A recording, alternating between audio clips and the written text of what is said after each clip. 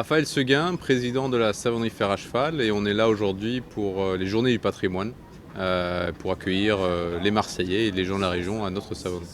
La savonnerie Fer à Cheval, c'est la plus ancienne savonnerie en France, donc elle est en activité depuis 1856, et c'est une des dernières savonneries à encore fabriquer le véritable savon de Marseille, donc selon le procédé traditionnel qui a donné les lettres de noblesse et la renommée mondiale du produit savon de Marseille dans le monde entier.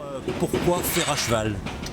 En fait, ma réponse est dans deux parts. La première part, c'était que les marques de savon de Marseille étaient toujours des objets, des symboles, des animaux, des personnages, tout simplement parce que c'était du marketing de l'époque. Les gens ne savaient pas forcément lire ou écrire, donc il fallait des symboles que les gens se souvenaient quand ils allaient à l'épicerie ou au marché.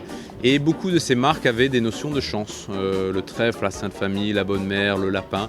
Le fer à cheval. Le fer à cheval qui a 7 clous au lieu de 8 sur son logo était une marque chanceuse comme était coutume à l'époque.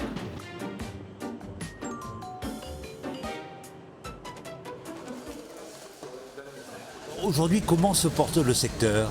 Ça va mieux. Ça va mieux depuis une dizaine d'années. Je pense qu'on a une nouvelle génération, une nouvelle population qui cherche des valeurs, du sens et qui sont prêts à payer peut-être un peu plus cher pour savoir où est fabriqué mon produit, d'où il vient, comment il a été fabriqué, quelle est son histoire, quels sont ses ingrédients. Et le savon de Marseille a un tel patrimoine et de telle qualité, que ce soit au niveau de l'utilisation du produit, au niveau de son histoire et autres, que les gens aujourd'hui y retrouvent du sens. On a travaillé ensemble sur une première pièce en savon de Marseille au mois de mai. Et ensuite la savonnerie nous avait déjà fourni du savon à l'époque.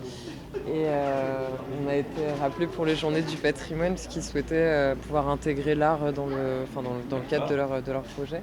Et on avait tout simplement envie de travailler sur l'idée qu'on allait avoir un public qui allait venir à la savonnerie et qu'on avait envie de créer un espace autour duquel les gens puissent se réunir. Et donc on a assez vite pensé à la fontaine. Et puis notamment parce qu'on travaille tous les deux beaucoup sur des croyances populaires, notamment le fait de faire des souhaits ou des vœux. Et voilà. Ce que je trouve vraiment sympa avec le savon de Marseille, c'est que c'est un produit vraiment universel, c'est un produit qui fédère. Quand on regarde nos clients, c'est vraiment assez varié. Il y a forcément une certaine génération qui s'en souviennent de l'utilisation dans leur foyer et de leur jeunesse, mais il y a aussi toute une nouvelle génération qui sont attirés par l'aspect écologique, l'aspect made in France, l'aspect pratique et économique du produit.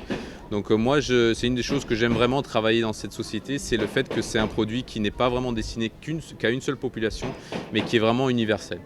Une boîte qui a gardé malgré tout une essence marseillaise, une essence locale? C'est primordial. Nos équipes restent marseillaises. Notre maître savonnier, Michel, c'est presque un cliché du Marseillais typique. Il faut forcément un exemple, on ne bougera jamais la savonnerie, on restera toujours ici parce que c'est l'histoire et le patrimoine de notre marque.